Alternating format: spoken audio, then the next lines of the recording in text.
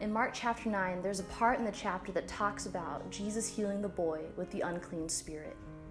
A man in the crowd answered, "Teacher, I brought you my son, who is possessed by a spirit that has robbed him of speech. Whenever it seizes him, it throws him to the ground. He foams at the mouth, gnashes his teeth, and becomes rigid. I asked your disciples to drive out the spirit, but they could not." "You unbelieving generation," Jesus replied, "how long shall I stay with you? How long shall I put up with you? Bring the boy to me." So they brought him. When the spirit saw Jesus, it immediately threw the boy into a convulsion. He fell to the ground and rolled around, foaming at the mouth. Jesus asked the boy's father, "How long has he been like this?" "From childhood," he answered. "It has often thrown him into the fire to kill him.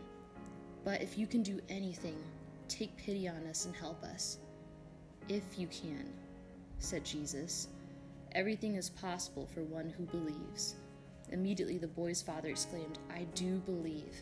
Help me overcome my unbelief." I think many of us can relate to the man in this chapter.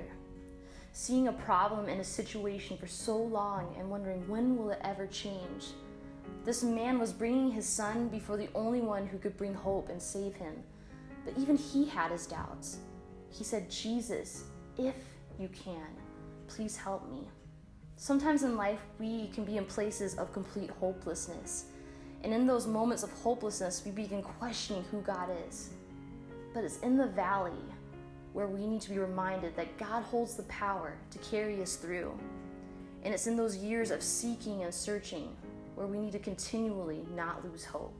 I am thankful that God meets us in our moments of doubt. And just like the man says in the chapter, "Help me overcome my unbelief." I believe God wants to help us when our faith is so weak, so that he can show how powerful he is and how near he is to us. The disciples were so bewildered. Why could they not drive out the spirit? But it was because of their unbelief. Jesus says, "You unbelieving generation." But I love his response to them. In Mark 9:28 through 29, it says, "After Jesus had gone indoors, his disciples asked him privately, 'Why couldn't we drive it out?' He replied, 'This kind can only come out by prayer.'" And in other translations, it says through prayer and fasting. We need to continually be positioning our hearts to believe and focusing on prayer and the power of God and allowing him to raise our faith.